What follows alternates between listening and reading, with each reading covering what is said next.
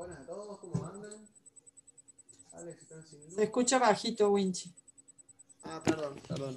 Ahora sí. ¿Ahora me escucho mejor? Sí, Genial. ahora sí. Bueno. Hola, Keila. Están todos ya. Bueno, ¿ya estamos, Maja? Sí, bien. Sí, Bueno, había quedado pendiente de la última clase un par de cositas de las modificaciones que se dan durante el embarazo. Estábamos con este PowerPoint, así que bueno, vamos a terminar de verlo. Son pocas diapositivas, como verán, 28 de 33 y la última es un cuadro que es más bien para que lo vean ustedes. Bueno, para terminar, modificaciones locales. A nivel de las mamas se produce una hipertrofia producida por una hiperplasia glandular. Una hiperplasia es un agrandamiento de la glándula. Entonces, cuando lean hiperplasia, es un agrandamiento de una glándula. Hiperplasia glandular, el aumento de tejido adiposo. Hiperemia, que hiperemia, por si no conocen el término, es el aumento de sangre en un órgano. Cuando un órgano se llena de sangre, eso es una hiperemia. Y la inhibición líquida del tejido intersticial. Por otro lado, puede haber grietas por la hiperdistensión de la piel o la hiperpigmentación de la aureola del pezón. Esto ya lo habíamos visto cuando veíamos las modificaciones en la piel, veíamos las estrías. Y el aumento de la pigmentación tanto en el pezón como en la línea media abdominal. No sé si lo recuerdan de la clase pasada. Bueno, y por último hay secreción de calostro a partir de las primeras semanas para persistir hasta el tercer o cuarto día del puerperio, que es sustituido por la leche. El calostro es un líquido que se secreta antes que la leche. Es un líquido precursor para las leches. Es secretado por las glándulas mamarias durante el embarazo y los días inmediatamente posteriores al parto, y proporciona al bebé todo lo que necesita en esos primeros días de vida. El tema con el calostro es que durante mucho tiempo se pensó que era algo malo para el bebé, porque tiene un aspecto medio amarillento, casi purulento, te diría. Entonces, durante una generación, una época, no se le daba al bebé el calostro. Vamos a ver. Acá hay imágenes del calostro. Fíjense que, bueno, acá no se alcanza a ver bien, pero sí se alcanza a ver el aumento de pigmentación de la aureola del pezón, por ejemplo, que se ve ahí, que les comentaba hace un rato. Acá tiene el calostro, ¿ves que tiene como una textura media purulenta? Pareciera pus, pero no es pus. Acá hay otra imagen. Y esta donde queda más clara la composición de la leche final.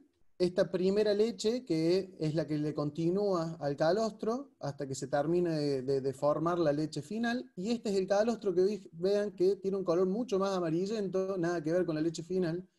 Y tiene un aspecto, en una época se lo consideraba un aspecto desagradable. Entonces, ¿qué se hacía? Con una bomba se quitaba de la teta de la madre ese calostro y no se lo daban al bebé. Entonces el bebé pierde un montón de nutrientes. Hoy, después de muchos estudios, sabemos que el calostro es sumamente nutritivo y que es muy importante para el bebé. Yo después les voy a estar pasando estos cuadritos donde están las composiciones del calostro, de la leche madura y de la leche de vaca. Y encontré por acá también la composición de esta leche de transición, que es esa primera leche que figuraba en la imagen anterior. Yo después esto se los voy a estar pasando por el aula virtual, no se preocupen, voy a armar un Excel y se los paso. Eso para que tengan en cuenta y posiblemente entre alguna que otra pregunta sobre esto al parcial. Volviendo al PDF, decíamos que teníamos esas modificaciones. Por otro lado, en la pared abdominal, bueno, un aumento del espesor por la sobrecarga adiposa. Habíamos dicho que en la piel se juntaba líquido por los edemas y tejido adiposo. Bueno, en la pared abdominal pasa lo mismo. Distensión de los tegumentos y flacidez en las multigestas. Multigestas, más de un hijo. A nivel de los ovarios, se hipertrofian por la congestión y el edema, y en uno de los ovarios se hace aparente el crecimiento del cuerpo amarillo gravídico, en lugar del asiento del folículo que salió el óvulo posteriormente fecundado. Por último tenemos el útero. En él se producen las principales modificaciones del aparato genital. En el cuerpo uterino predomina la hipertrofia y la hiperplasia. Su volumen aumenta 24 veces, su peso aumenta en 60 gramos a 1 kilo. Su capacidad es 500 veces mayor, correspondiente a un volumen de 4 a 5 litros por la extensibilidad de la pared y de su contenido, masa fetal, cantidad de líquido amniótico, etc. El volumen sanguíneo aumenta a 1 litro, alojado en el plexo arteriovenoso de la pared uterina. Acá tenemos un par de imágenes. Este bebé ya está casi a punto de nacer, por eso apunta con la cabeza hacia abajo. El bebé se gira al momento de nacer, eso creo que el 90% de la gente lo sabe, pero durante la gestación está cabeza arriba. Al momento de nacer o cerca de la fecha de parto, el bebé gira y apunta con la cabeza hacia abajo. Y por último, la vagina. Las paredes se reblandecen por la inhibición y éstasis al tiempo que el tejido elástico aumenta, lo que facilita la distensión. El tejido muscular experimenta hipertrofia e hiperplasia. La capacidad vaginal aumenta considerablemente, ampliándose tanto en longitud como en anchura, preparándose para el parto. La pelvis, el incremento de los estrógenos y la relaxina se asociarían al aumento de la sinovia y la relajación del aparato ligamentoso. Se restablece la sínfisis pubiana y las articulaciones sacroiliacas. Y acá hay un proceso, hay un esquema de cómo saldría el bebé. Esto no queda así. Yo he visto partos y apenas sale el bebé, esto se achaca, se achata, pero mucho. Es increíble cómo se achica de golpe el estómago. Quienes son madres o padres me lo sabrán confirmar. Bueno, y este es otro cuadrito que, como le vamos a pasar este PowerPoint, no voy a entrar mucho en esto, pero es básicamente una dieta que satisface las necesidades nutricionales durante el embarazo. Habíamos dicho que pueden aparecer antojos, y habíamos dicho que la nutrición es muy importante por el hecho de que todo déficit nutricional afecta al bebé.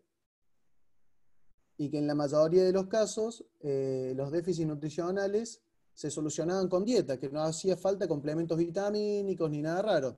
Bien, salvo en casos extremos de personas adictas o con problemas socioeconómicos que no les permitan mantener una dieta equilibrada.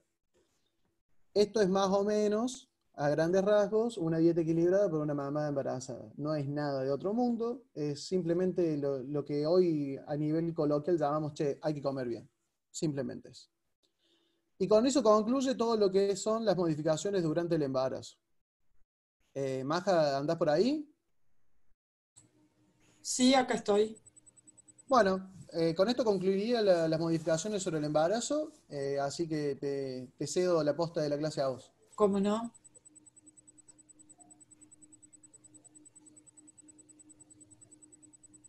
Muy Seguimos. bien. Muy bien. Vamos a terminar entonces este tema hoy. Vamos a basarnos prácticamente en la tercera parte de las presentaciones de Silverton, o sea, la tercera y última parte del capítulo 26. Voy a ir cambiando un poquito también a videos y a otras presentaciones que van a completar. Bueno, en realidad nos ha quedado, después de ver los sistemas reproductores femenino y masculino, la parte de la respuesta sexual y luego vendría la parte de la fertilización que la dio Federico, terminar de ver algunos aspectos de parto y lactancia. Espero que lo estén viendo. Sí, ahí está. Bueno, entonces, primero, hay que ubicar al coito, la cópula, es decir, el encuentro físico, cuando se da en heterosexualidad entre varón y mujer, dentro de todo lo que se llama la respuesta sexual humana. directamente Silverton, en su tercera parte, entra en las fases del coito o de la relación sexual o de la cópula, que son 4. La excitación sexual, que incluye el deseo sexual, primero, la meseta, el orgasmo y la resolución. Pero antes de que entremos directamente en eso, tenemos que decir algo de todo lo que es la conducta sexual, ¿no? Primero, como conducta sexual pueden haber estímulos sexuales con o sin deseo sexual. Los estímulos sexuales son mentales y son sensoriales. Es decir, por ejemplo, tacto, olores, pero también imágenes o recreaciones mentales. Ahora, para que haya un verdadero deseo, o sea, eso trae como la libido o deseo sexual, pero fisiológicamente tiene que haber una maduración sexual, es decir, la aparición de la pubertad, ¿no? Entonces, eso nosotros sabemos que es un circuito neuroendocrino, porque incluye funciones del cerebro, encefálicas diríamos, más allá del cerebro, y endócrinas desde hipotálamo y todo el eje hipotálamo hipofisario gonadal, para luego pasar a los otros órganos sexuales que conforman el sistema reproductivo, además de las gónadas. Bueno, esto se quiere ir, ahí va. Entonces, la conducta sexual tiene primero un anclaje encefálico que desata los deseos, las imágenes, las recreaciones mentales y demás. Voy a decir esto: aunque una persona esté sexualmente madura, con sus gónadas funcionales, con sus conductos sexuales maduros y glándulas anexas maduras, no ocurre nada si no hay un deseo sexual y luego una respuesta fisiológica. Y si esto parte del encéfalo, vamos a decir entonces que el cerebro es el primer órgano sexual. Repito esto: aunque una persona esté madura fisiológicamente, si no tiene estímulos cerebrales, no va a haber respuesta sexual acorde. Por lo tanto, repito que para muchos el primer órgano sexual de la libido y del deseo sexual es el cerebro. Por eso, cuando existen conductas de represión en una familia, por ejemplo, en la crianza como niños, bueno, esa represión lleva a la inhibición de esta recreación del deseo sexual y demás. Por lo tanto, puede haber en este sentido problemas de inhibiciones tan fuertes que no haya nunca estímulos sexuales que la persona se permita. Entonces, bueno, aparecen otras cuestiones como la castración, digamos, psicológica, emocional de la persona, que así se le denomina en los varones, o la anulación, sí, las conductas anulatorias en el caso de la mujer. Bueno, acá, como les puse, entonces aparece desde el cerebro y descienden por las neuronas, digamos, del tronco encefálico. Ya ustedes recordarán que eso implica, digamos, el puente de Barolio, el bulbo o médula oblongada, y descender por la médula espinal. Entonces, por estas neuronas descienden, o sea, por vías motoras, descienden por la médula espinal estas señales, que ahora serían señales motoras, digamos, para ir hacia los órganos de la cópula. Pero esto también implica que bajan algunas de estas neuronas primero al hipotálamo, y el hipotálamo desata desde sus núcleos hipotalámicos la estimulación hipofisaria. Y de ahí las gonadotrofinas y otras hormonas que intervienen en esta respuesta. Lo que también vamos a destacar es que en el momento del acto sexual es importantísima la testosterona.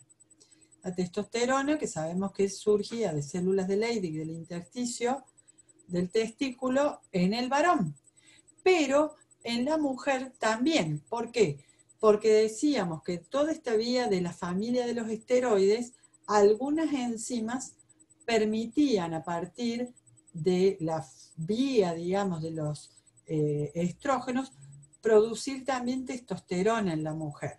Entonces ambos sexos, como les puse acá, van a responder aparentemente más por la testosterona que por otras hormonas al deseo sexual, estimulando entonces a los órganos de la cópula. Y que entonces, una vez que este juego hormonal presenta lo que sería la respuesta sexual amplia, ahora respuesta sexual dirigida a la cópula, estimulando a los órganos internos y externos para que se produzcan estas fases, la excitación, luego la meseta, el orgasmo y la resolución.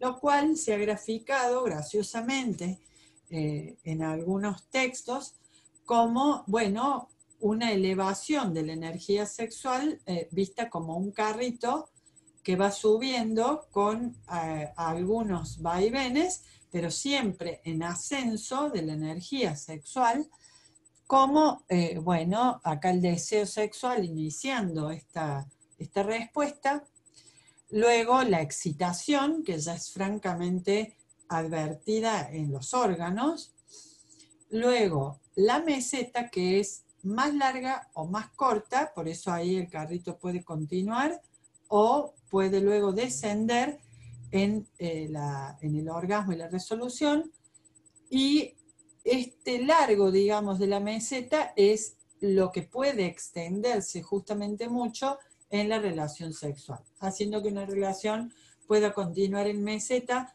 varios minutos y con un entrenamiento puede durar hasta horas antes de que venga el orgasmo y el hombre eyacule, que sería visible en el hombre y no tan visible en la mujer, pero están presentes en los dos sexos. Les pegué esto, porque Silverton no lo tiene así, pero les pegué para que tengan en cuenta cuáles son las características primordiales de estas 4 fases, en 5 si incluimos el reposo, o sea, la no cópula, en el varón y en la mujer. En el reposo, bueno, obviamente que es poco sutil en el varón porque se ve el reposo del pene, que no está erecto. Y en la mujer, si la vemos con piernas abiertas, los labios, tanto mayores como menores, están replegados y tapando más el orificio de entrada vaginal, y el capuchón del clítoris, que sería el homólogo al prepucio del glande del varón, replegado tapando al clítoris. Cuando comienza la excitación, bueno, en el varón comienza la erección, que puede ir rápidamente a la máxima expresión de la erección que se logra en la meseta, o tener una erección que no llega al máximo grosor y al máximo largo y elevación del pene. Pero sí o sí se han abierto las arteriolas peneanas, insuflando sangre en los cuerpos cavernosos y provocando la erección. Siempre el homólogo del pene en el hombre va a ser todo el órgano clitoriano. La cabeza del clítoris, que es la que se ve, pero también todos los cuerpos que no se ven del clítoris. Entonces, también el clítoris se hincha de sangre, aparece visible en mayor o menor grado entre el capuchón que lo tapa, y en la meseta llegan al máximo grado la erección peneana y al máximo grado de tamaño del clítoris y totalmente replegado el capuchón que cubre al clítoris. Por supuesto que en la excitación se puede ver el enrojecimiento y agrandamiento de los labios menores y mayores en la mujer. Por lo tanto, en la meseta es sostener este grado máximo de enrojecimiento de los órganos, tanto en el varón y en la mujer, como en la mayor adquisición del volumen.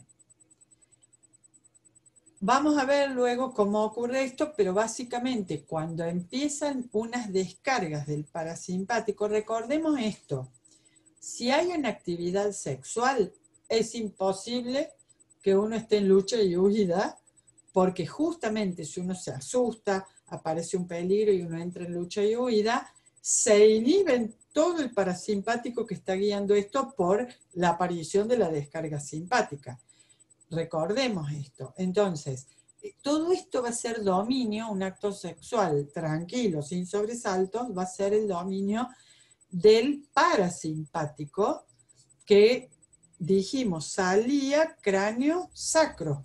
Por lo tanto, toda esta, digamos, movilización de los órganos de la cópula, que están siendo automáticamente y por reflejo guiando los órganos de la cópula, van a ser fundamentalmente cráneos sacros. Por lo tanto, van a ser, si son craneales, y por ejemplo estimular, sí, allí con el simpático, un aumento de la frecuencia respiratoria y cardíaca, pero inhibiendo todo el resto de funciones digestivas, de excreción y demás. En cambio, el sacro se va a encargar de la erección peniana, de insuflar sangre al clítoris y los labios de la mujer, etcétera, etcétera. Cuando estas descargas cambian, van a salir estas descargas en forma diferente, a salir por los nervios pudendos y demás a nivel sacro, y cambia ahora a eyaculación en el varón. Por lo tanto, ¿qué hay que hacer? Movilizar los conductos eyaculadores, movilizar a las glándulas prostáticas, vesículas seminales, sus descargas, y llevar al semen, que se está completando en este momento, hacia la uretra. Esto lleva movimientos rítmicos que son los que justamente se notan en la eyaculación, que son salidas intermitentes del semen, porque son las descargas rítmicas que se están produciendo a este nivel sacro, y justamente en el varón se observa la salida del semen con la eyaculación. Entonces nosotros vemos muy claramente que el varón entró en la fase orgásmica con su resultado, que es la eyaculación. La mujer es más sutil, hay una descarga de líquidos a nivel justamente del, digamos, meato vaginal, de la entrada vaginal. Las glándulas de Bartolino ya hicieron su trabajo previo en la excitación de lubricar todo el sistema y la vagina para que el pene no sea abrasiva la relación, pero se dice que también lo que puede verse, digamos, entre comillas, en el orgasmo femenino es una contracción rítmica de todos los músculos vaginales que abrazan, digamos, al pene, y también ayudan a, bueno, la llegada al orgasmo del varón y la eyaculación. La mujer entonces hace contracciones rítmicas que algunas mujeres las sienten muy notoriamente, con exudado de líquidos a nivel de, bueno, de lo que sería el meato vaginal, ahí esta área alrededor del orificio vaginal, lo que algunos han denominado el semen femenino. Bueno, esto también ayudaría aparentemente a los cambios de pH que hacen que permanezcan vivos los espermatozoides. Bueno, el clítoris también en el orgasmo hace esta especie de latidos que algunas mujeres y algunos varones durante la relación lo pueden sentir. El útero también hace estas contracciones y las trompas de falopio también, siempre con dirección hacia arriba, porque lo que están haciendo es ayudar a ingresar al semen por el moco cervical y el cervix, y hacia el útero, y ayudar a los movimientos de estos espermatozoides hacia arriba para ayudar a la fecundación. Bien, una vez producido el orgasmo, en ambos sexos, viene la resolución. Se vuelven a vaciar los cuerpos cavernosos en el varón, vuelve a la flacidez en el pene del varón. Hay excepciones, algunos varones ponen poco flácido el pene e incluso pueden, sin un periodo refractario, volver a erectarlo. Sobre todo en la juventud. Esto es muy difícil de ver en los varones ya adultos grandes o adultos mayores. El periodo refractario puede existir, de hecho, en las mujeres, es decir, necesitar otra fase de excitación y meseta para volver al orgasmo. Pero en las mujeres es más común que una vez producido el orgasmo, si tienen suficiente estimulación o excitación, volver a tener otros orgasmos. Por eso en este dibujito uno diría que las mujeres pueden hacer el orgasmo y volver acá, y volver al orgasmo, y volver a una excitación fuerte y volver al orgasmo. Eso en el varón es mucho más difícil. En el varón, en cambio, siempre, o casi siempre, existe lo que se llama el periodo de refractación o refractario, que es, una vez que han hecho el orgasmo, van a la resolución y necesitan sí o sí un periodo de por lo menos varios minutos para volver a excitarse, volver a entrar en excitación con erección y volver a erectar el pene. Y normalmente en los varones, pasado el periodo refractario, normalmente pueden volver a excitarse, pero ya necesitan un periodo de excitación más largo. Bien, entonces se repliega todo de nuevo, los labios se repliegan, labios de la mujer se repliegan sobre el orificio vaginal, el clítoris se cubre con el capuchón, el glande del pene es cubierto por el prepucio y viene la flacidez.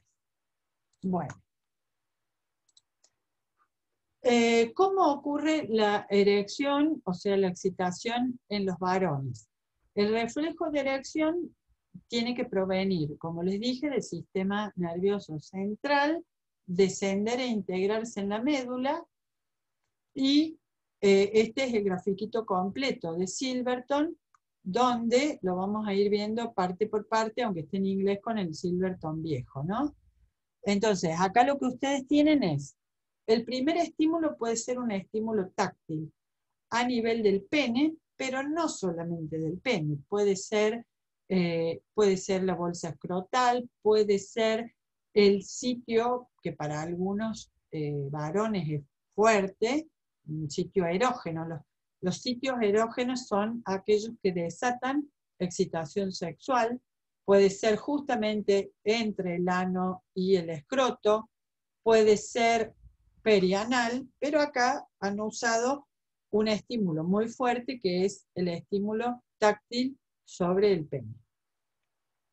Este estímulo táctil sobre el pene es detectado por las neuronas sensoriales táctiles que ingresan por nervios a la médula que integra estas señales, y como les dice acá, bueno, va a ir a inhibir lo simpático y a desatar el estímulo sexual medular parasimpático.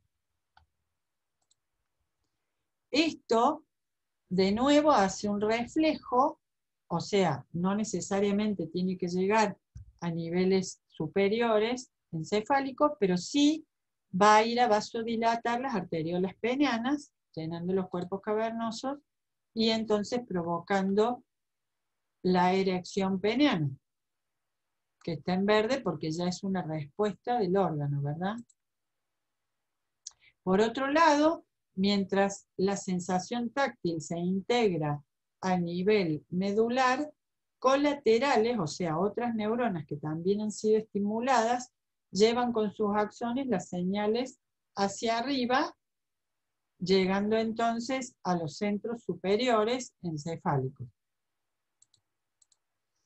Esos centros superiores son los que obviamente van a informar a la parte consciente. El varón sabe que está siendo estimulado y eso es signo inequívoco de que la señal sensorial de siento tacto o me están tocando o me estoy tocando a nivel de mis genitales externos llegó a la corteza cerebral, porque solo lo consciente, perdón, solo lo que llega a la corteza cerebral va a ser lo que va a llegar a estímulos conscientes. Y acá nos paramos para ver dos cosas interesantes. El estímulo erótico ingresa por varios estímulos sensoriales que pueden ser, como dije, olfativos, olores, visuales, gustativos, auditivos, entrando a estos centros superiores, ¿no? Pero el otro estímulo, ¿cuál es? El pensamiento de algo erótico. Por eso están las dos entradas en amarillo, más la tercera amarilla que está en los genitales.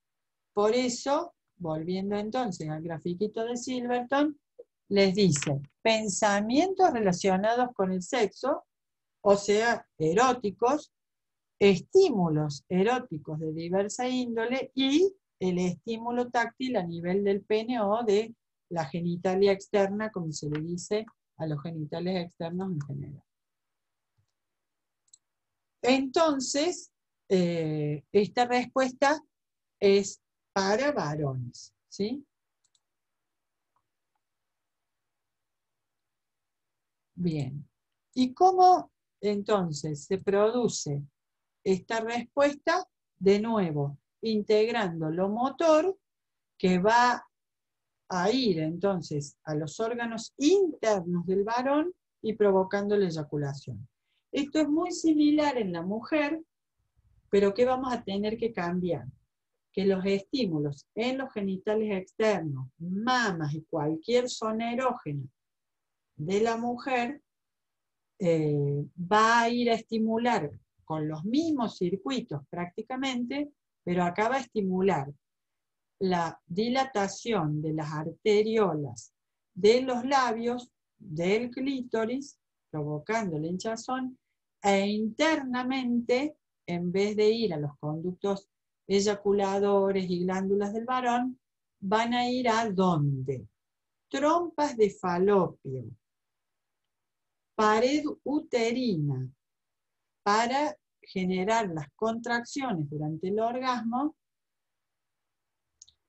y las secreciones glandulares, en este caso, van a ser las de las glándulas de Littre y Bartolino que están dentro y fuera de la vagina, digamos, de los órganos externos. Bien, hasta ahí podemos decir.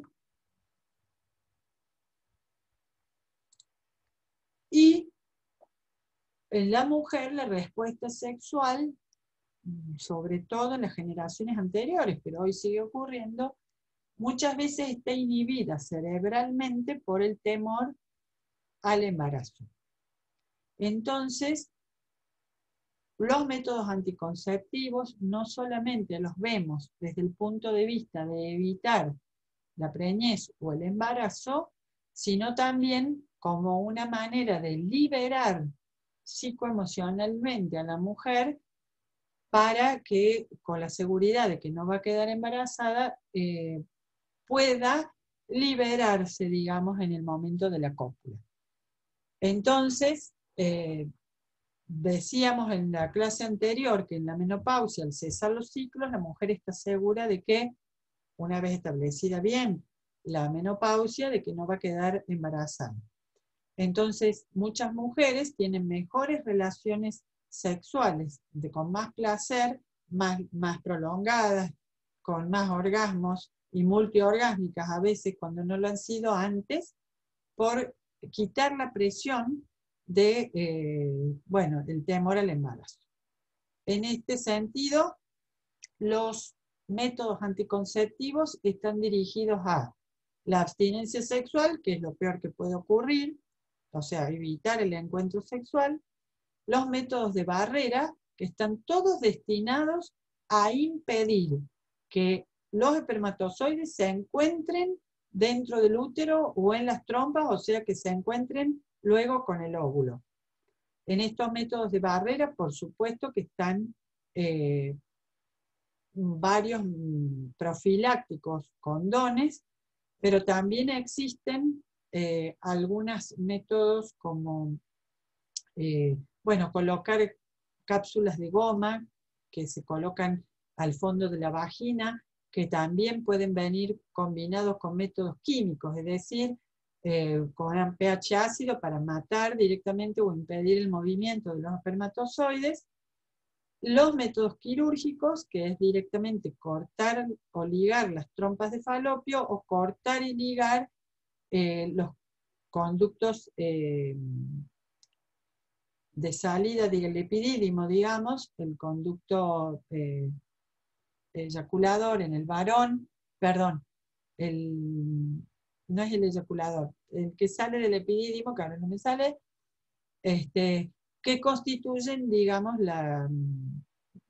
cirugías muy pequeñas, que se pueden hacer en el varón también, y las píldoras, que son los métodos hormonales, es decir, las píldoras anticonceptivas tienen un boom, digamos, de estrógenos y progesteronas que, digamos, a las gonadotrofinas impiden el desarrollo folicular y por lo tanto la ovulación en la mujer.